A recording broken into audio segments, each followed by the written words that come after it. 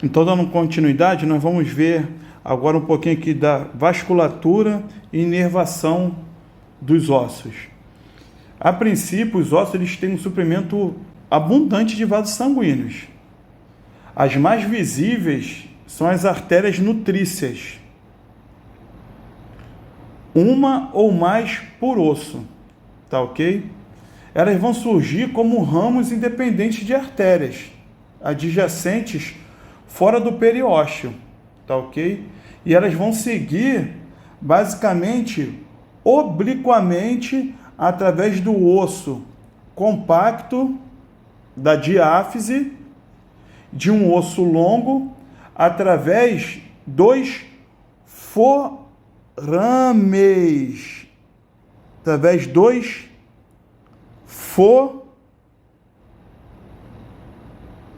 forames, que é dos acidentes ósseos que nós já vimos no vídeo anterior. Então, se eu falo forame, eu já sei que é uma passagem interóssea. Então, se esse forame passa uma artéria nutrícia, logo esse forame será chamado de forame nutrício. Tá ok? A artéria nutrícia, essa artéria, ela divide-se lá dentro da cavidade medular. Então, essa artéria nutrícia, ela se divide dentro da cavidade medular em ramos longitudinais. O que são ramos longitudinais? São ramos que eles vão percorrer no comprimento do osso, que prosseguem em direção para onde? Para extremidades, irrigando toda a medula óssea. O osso esponjoso e as partes mais profundas do osso compacto. Tá ok? É o que nós podemos ver aqui, ó. Deixa eu limpar. Limpei. E nós vamos poder observar bem aqui. A artéria.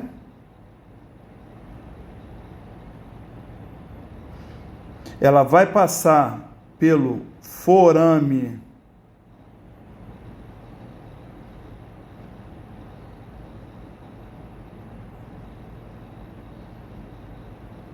chegando ao interior, a medula óssea, ele vai bifurcar, essa artéria ela vai bifurcar, dividir em duas, e vai seguir para as extremidades superior e extremidade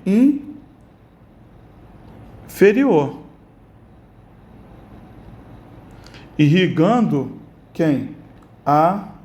Irrigando toda a medula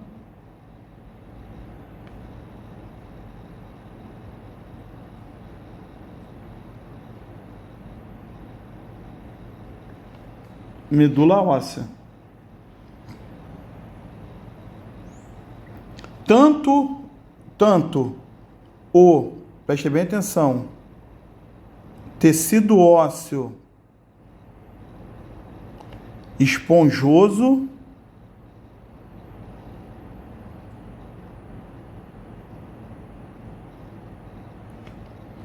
quanto tecido ósseo, aqui ó,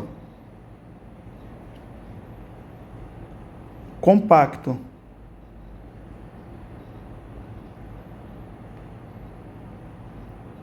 Serão irrigados por essa artéria. Tá ok? No entanto, muitos pequenos ramos das artérias periosteais são responsáveis pela nutrição da maior parte do osso compacto. Em consequência, um osso cujo periósteo é removido, ele vai ser o quê? Levado à necrose. Ele vai morrer. Tá ok? Então, aquele osso né, que é retirado o seu periósteo. Pô, professor, mas como é que um osso é retirado do periósteo? Nós temos hoje no Rio de Janeiro, em São Paulo, nas grandes capitais, muitos acidentes com motos, né, com motociclistas. E às vezes nesses acidentes eles perdem muita massa muscular, eles perdem muito tecido mole e ficam com o tecido ósseo exposto, né? Nesses últimos dias eu tenho acompanhado um paciente assim. Esse paciente, ele sofreu um acidente de moto grave, ele teve uma perda, né, de tecido mole, tecido muscular muito extenso, o osso ficou exposto, e ele foi fazendo várias cirurgias de enxertagem, mas a última parte do osso a ser coberto, aquela parte morreu, né? Aquela parte necrosou. Por quê? Porque ficou exposta, ele perdeu a irrigação através das artérias, né, periosteais, e veio a necrosar. Tá ok? Então foi realizado, na verdade, um outro procedimento de raspagem óssea, né, e arrancado de outra parte do corpo dele e enxertado junto com um enxerto de tecido mole. O sangue, ele chega até os osteócitos, que são nada mais do que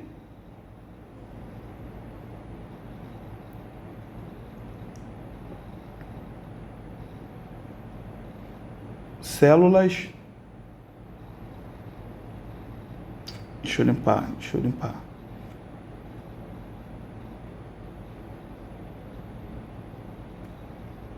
Limpei, beleza. Ele vai chegar até os osteócitos. Então, o elemento final, o elemento alvo realmente dessa irrigação não é o osso, tá ok? É o osteócito, que é a célula óssea, no osso compacto, por meio de um sistema chamado sistema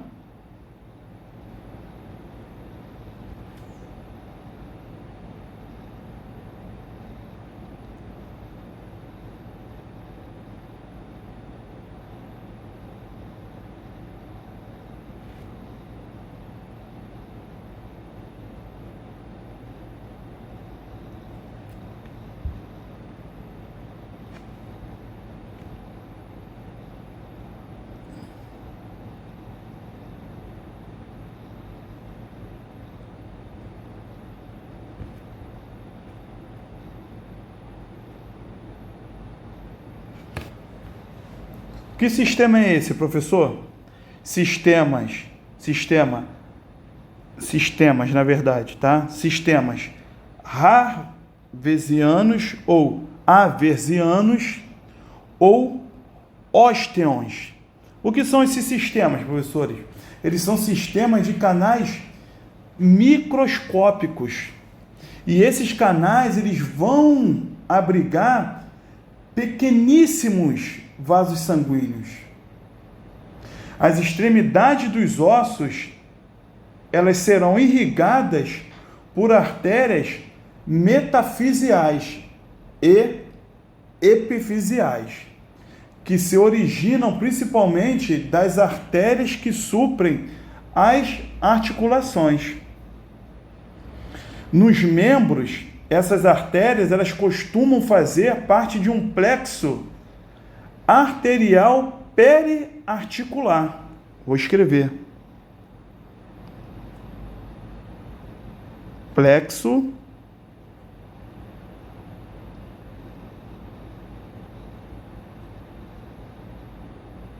arterial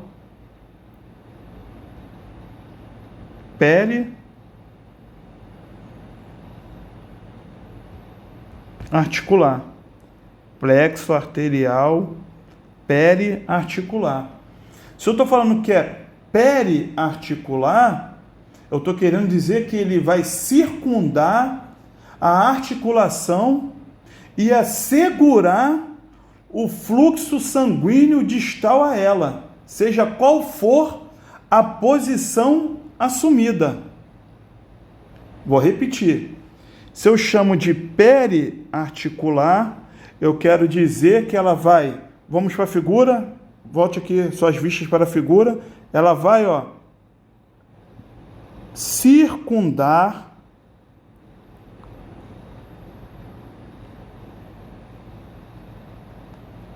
a articulação e assegurar esse fluxo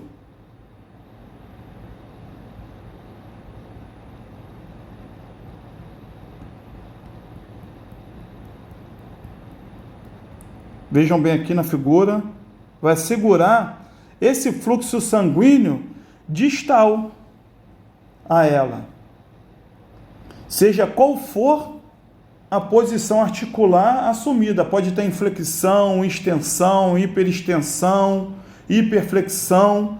A minha articulação, aquele meu osso, ele não vai deixar de receber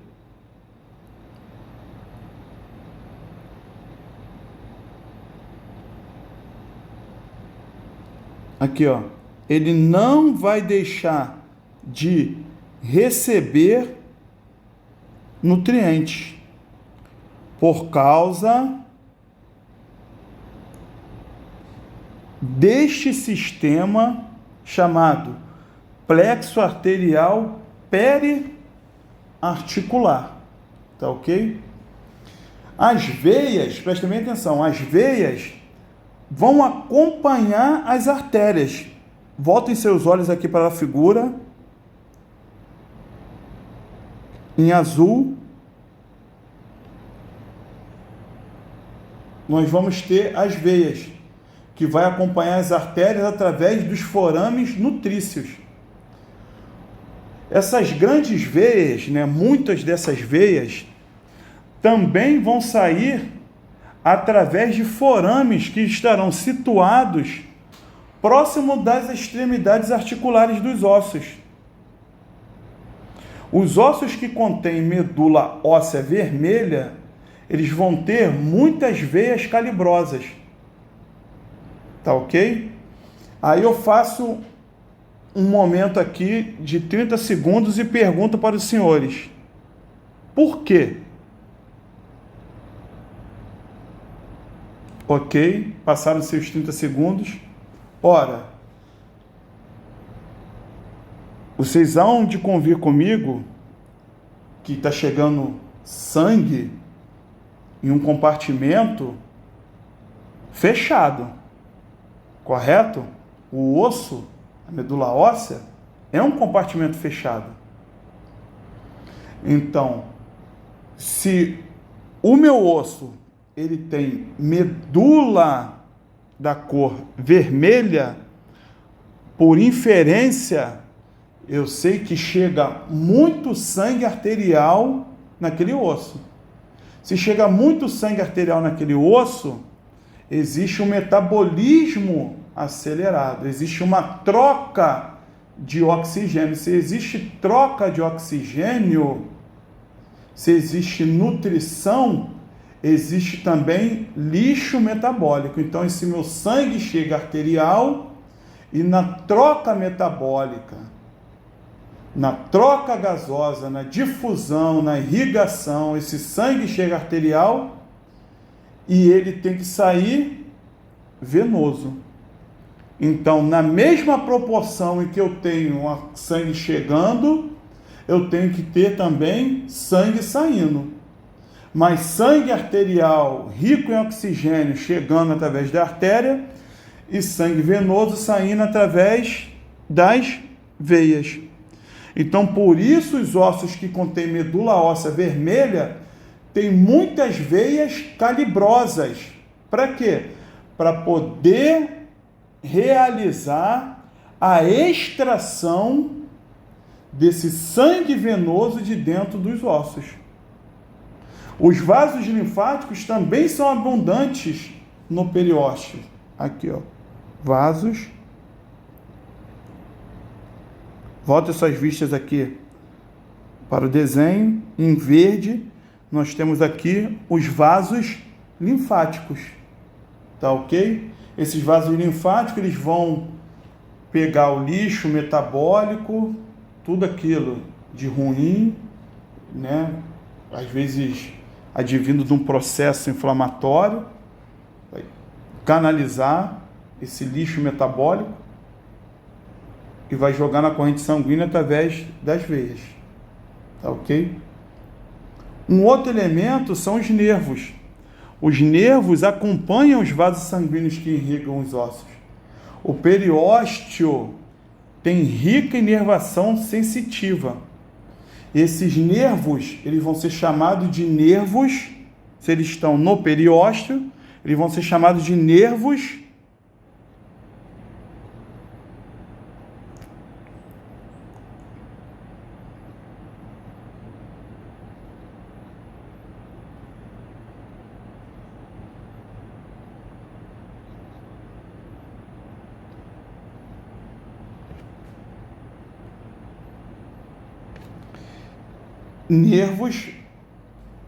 periosteais. Na figura está marcado de amarelo. Bem aqui, ó, o fundo, ó. Aqui é amarelinho, isso aqui é o nervo. Porque nesse corte foi retirado a camada do periósteo para que vocês possam visualizar. Aqui, ó, a camada do periósteo foi dissecada, na verdade. Vamos falar o termo técnico, foi dissecada. Aqui, ó, bem aqui, nós temos, ó, o periósteo dissecado.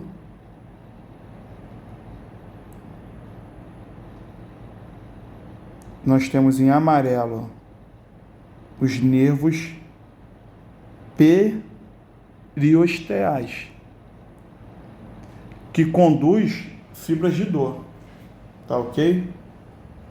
O periósteo é muito sensível à ruptura ou tensão, o que explica, né, aquelas dores agudas nas fraturas ósseas. O osso, propriamente dito, tem relativamente poucas terminações sensitivas. Tá ok? Aí entra, né, aquilo que a gente aprende desde pequeno, né? O osso não dói. O osso não dói. O que causa realmente dor, aquela dor alucinante, né, é, na verdade, que quando eu fraturo o osso, pelo periósteo ser muito mais sensível, né, ele vai conduzir as fibras de dor. Tá ok? Dentro dos ossos, os nervos, eles são chamados de nervos. Então nós temos, vamos lá, temos, né, os nervos periostais que ficam onde? No periósteo. Tá ok? Na superfície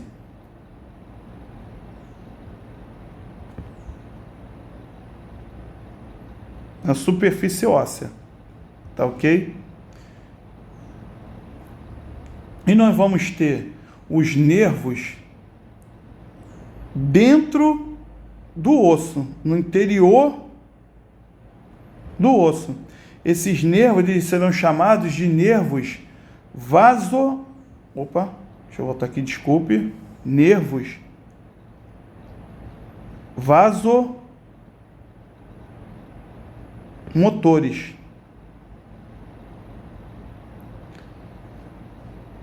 Que vão causar a constrição ou dilatação dos vasos sanguíneos, com o objetivo de controlar todo o fluxo sanguíneo através da medula óssea. Então nós vamos ter os nervos periosteais, que esses nervos eles vão ficar na superfície óssea, responsável pelas fibras de dor, vão conduzir as fibras de dor. e nós vamos ter no interior do osso os nervos vasomotores, que causam constrição ou dilatação dos vasos sanguíneos. Para quê? Para controlar, certo? Dentro dos ossos, o fluxo sanguíneo, tá ok? Através da medula óssea, tá ok?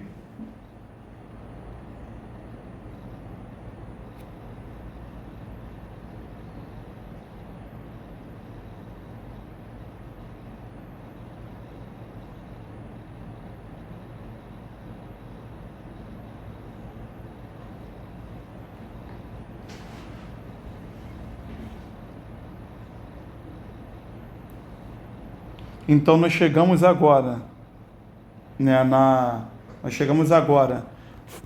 na parte de nós anotarmos alguns pontos importantes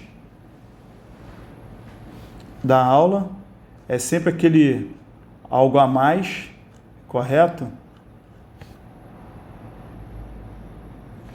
Nós teremos, tá, nessas nossas anotações aqui agora, uma outra classificação de osso que não foi passada, tá ok? É um caso, eu deixei para o final por ser, assim, um caso interessante, um caso que poucos livros, né, reportam, poucas pessoas, né, sabem da existência desses ossos no nosso corpo, que são os ossos acessórios,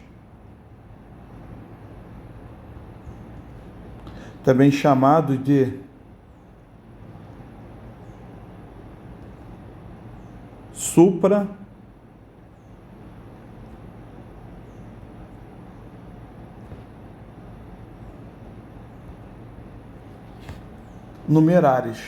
Esses ossos acessórios ou supranumerares, eles se formam quando existem centros de ossificação suplementares.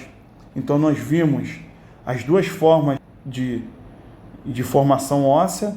Nós vimos na figura A formação através de centro de ossificação.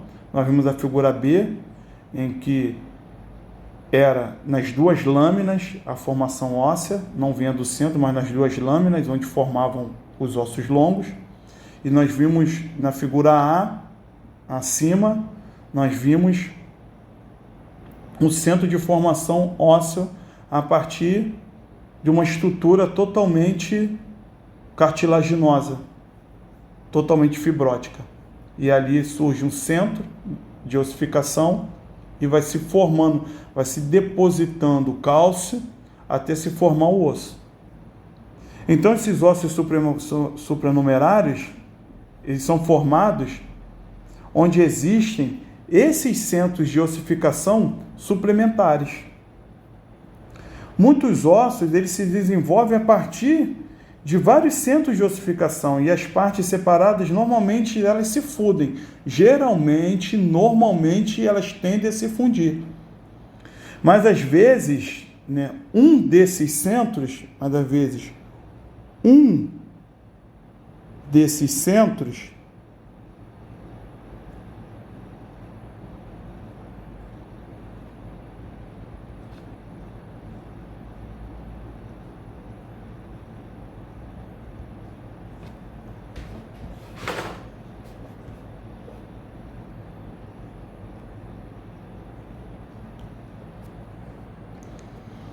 ele não se funde. Ele fica independente,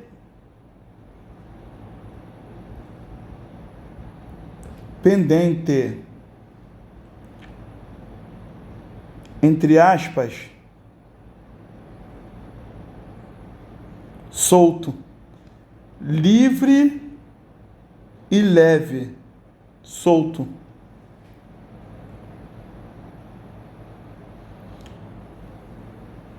Levando ao surgimento de um osso extra. Então ele fica solto, ele não se funde ao osso principal,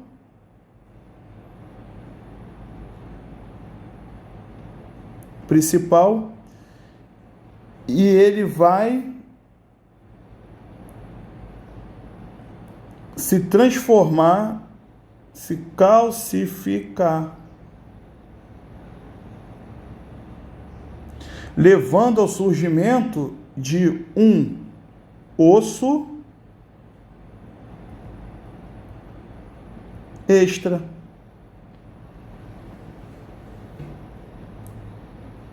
A avaliação cuidadosa, preste bem atenção, a avaliação cuidadosa mostra que o aparente osso extra é uma parte que falta do osso,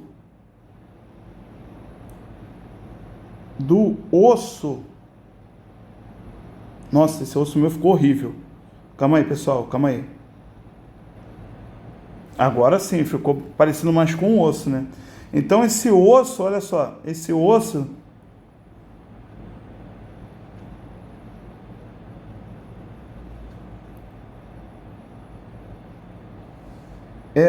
fica parecendo uma parte que falta do osso principal, tá ok?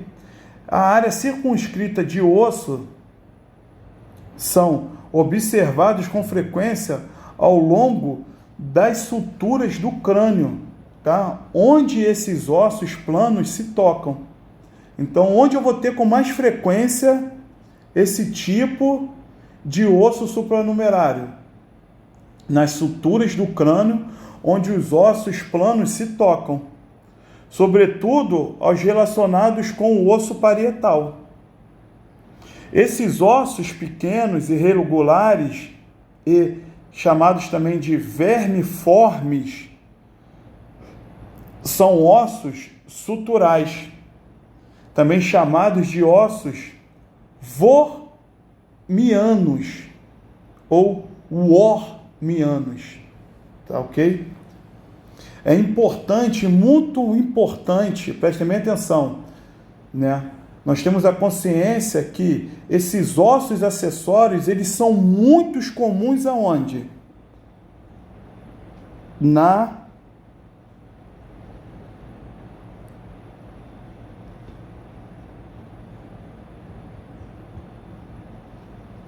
articulação do pé. Então nós temos que ter muito cuidado para não confundir esse tipo de osso, que é chamado de osso supranumerário, com fragmentos ósseos em radiografias, principalmente aquelas radiografias simples, de raio-x mesmo, que chega para a gente pega lá o osso e a gente fala assim, caramba, tem um osso aqui, tem um fragmento ósseo aqui, a gente pode confundir até com uma fratura, né? Um fragmento ósseo que foi quebrado, né, que foi lançado dentro da articulação, ou através mesmo de outras técnicas de imagem, tá ok? Então, o primeiro tópico de anotação que eu queria passar para os senhores é isso, ossos supranumerários. O que são esses ossos supranumerários? Nós vimos o processo de formação óssea através de centros de ossificação e através das lâminas distais e das lâminas proximais. Então nós sabemos que esses centros de ossificação, eles podem não se fundir e se tornar um osso independente, solto do osso principal, tá ok? E os locais mais comuns são os ossos do pé. Então, no raio-x, quando nós pegamos aquele raio-x na nossa clínica e a gente perceber que tem osso a mais, opa, eu aprendi no curso de anatomia que existe uma coisa chamada ossos acessórios ou supranumerários. Tá ok? Vamos partir agora para a nossa próxima anotação. Vou limpar, tá ok?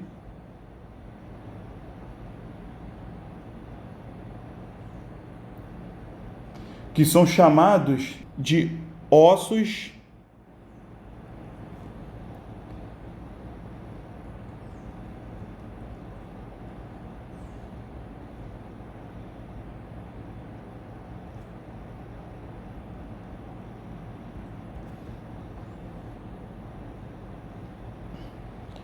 ossos heterotrópicos. Ossos heterotrópicos. Esses ossos, eles vão surgir nos tecidos moles. Por isso é chamado de heterotrópicos. Tá ok? Ou melhor, na verdade não tem esse R aqui, desculpe. Heterotópicos, tá? Heterotópicos. Heterotrópicos não é trópico de câncer, né? Trópico de Capricórnio, né? É tópico, tá ok? Heterotópicos. O cara cresce muito, sabe como é que é, né? O cara cresce muito, fica assim meio abobado, né? Tem 1,90 m, vocês perdoem o professor de vocês, né? Ossos heterotópicos. O que são esses ossos heterotópicos? São ossos que crescem, surgem nos tecidos moles. Normalmente, tá, não existem, tá? Por exemplo, em cicatrizes. É comum nos jóqueis o surgimento de ossos heterotópicos nas coxas, que nada mais são chamados de que ossos de jóquei. Provavelmente porque a sobrecarga muscular crônica causa pequenas áreas de hemorragia, que se calcificam e, por fim, sofrem a ossificação. Então, o que são esses ossos heterotópicos? Eles se formam no tecido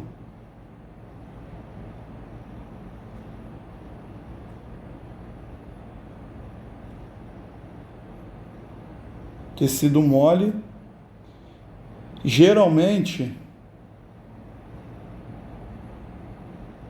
júrias.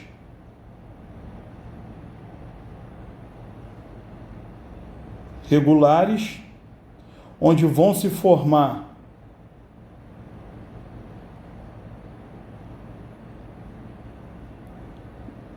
vários pontos de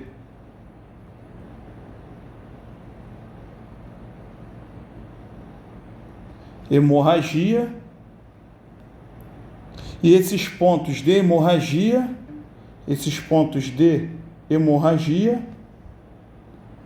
vão calcificar. Então nós temos o exemplo clássico, né, que são chamados ossos de jóquei. O jóquei é aquele cavaleiro que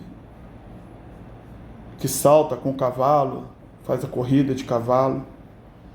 Um outro exemplo clássico também são os lutadores de artes marciais. Eu tive o prazer de fazer por muito tempo o kickboxing e o boxe tailandês, e a minha canela, ela parecia, né, que tinha vários pedacinhos de ossos, né? Vários pedacinhos, parecia que eram vários pedaços de ossos. Por quê? Porque nós treinávamos muito, né, batendo em superfícies rígidas para calejar a canela. Estou falando canela assim na época, né, que eu me referia a esse termo. E a gente batia em superfícies rígidas de pneu, né, até mesmo madeiras apenas com revestida de flanela, ou algum material bem fininho, simplesmente só para não cortar a pele. Mas a gente repetia por muitas vezes essa operação de bater com a canela para poder enrijecer, para poder calejar a canela. E muitos dos meus amigos e eu mesmo tínhamos vários pedacinhos, né? A gente passava a mão, parecia aquele biscoitinho, né? Aquele biscoitinho de bolinha, né? A gente pensava até que era pedaço da canela que soltava, mas não era isso, né? Era aquele sangue pisado, aquele sangue proveniente do rompimento de vasos sanguíneos através de movimentos repetitivos, né, de bater, bater, bater, e causou esses ossos chamados de ossos heterotópicos. Caminhando já para o final, eu gostaria de tratar de um outro assunto importante, que é o deslocamento e separação das epífises.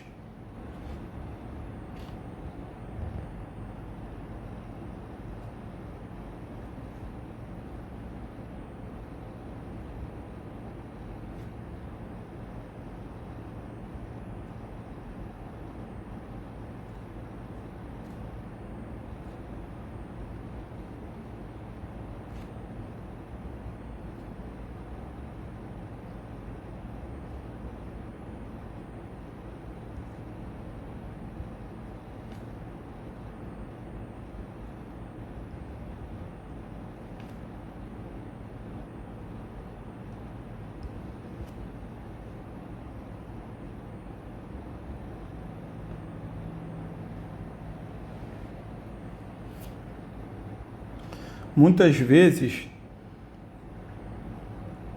acontece que, sem o conhecimento do crescimento ósseo e da aparência dos ossos em radiografias e até outras imagens de diagnóstico, né, em várias idades, uma lâmina epifisal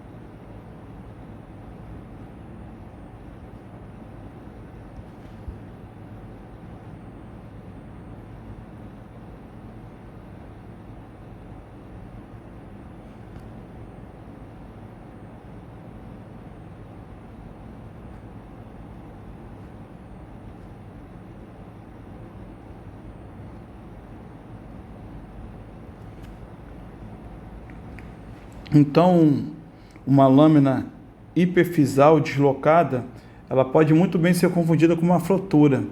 E a separação de uma epífise poderia ser interpretado como um fragmento deslocado de um osso fraturado.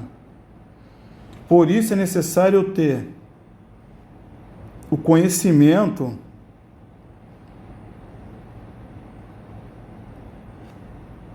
da idade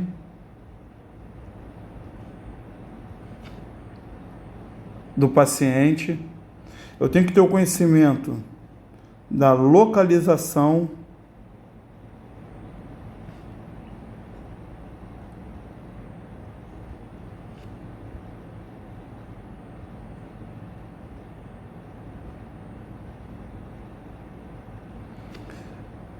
das epífises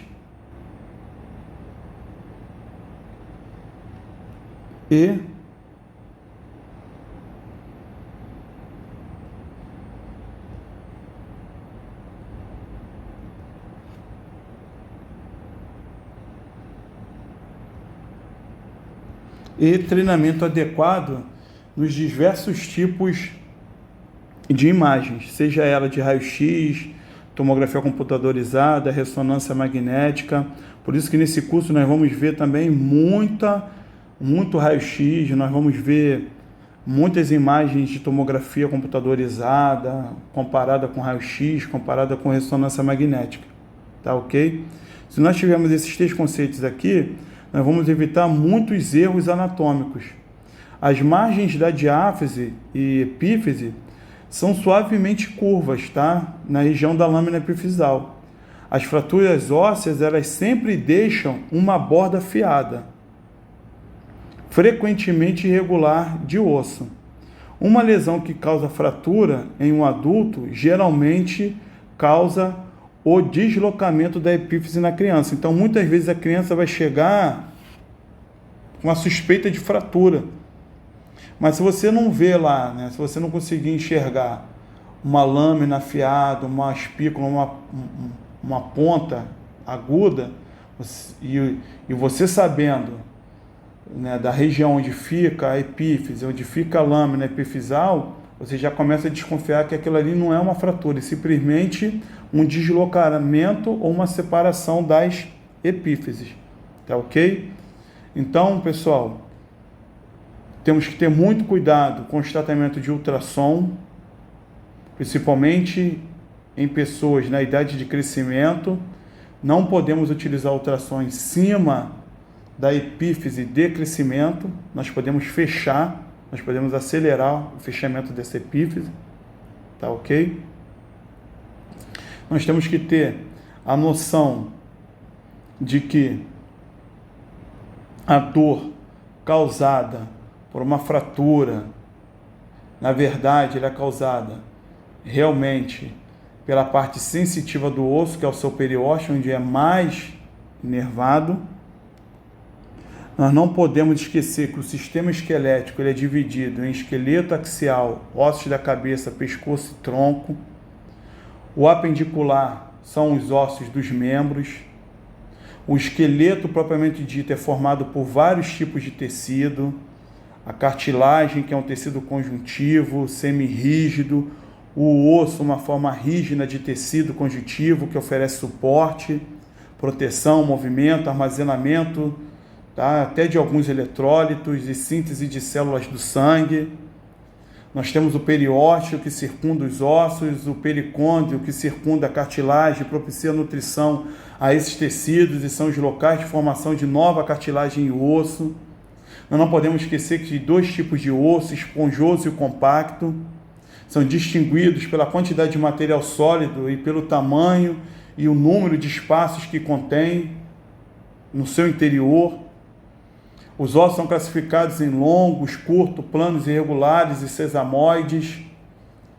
Ao descrever a estrutura dos ossos individuais, são usados termos padronizados, né, que descrevem as estruturas e acidentes ossos específicos, como forame, como fóvea, como tubérculo, como tróclea. Nós não podemos esquecer isso, tá ok, pessoal? E a maioria dos ossos leva muitos anos para crescer, tá? Os ossos crescem através de processos, e são aqueles dois processos: ossificação intramembranosa, ossificação o quê? Endocondral, tal qual. Uma é formado diretamente do mesênquima e o outro é formado de uma cartilagem que deriva do mesênquima. Tá ok, pessoal? Então, um abraço a todos, Deus abençoe, estamos juntos. Tá ok? Até a próxima nossa aula, que será a aula de articulação.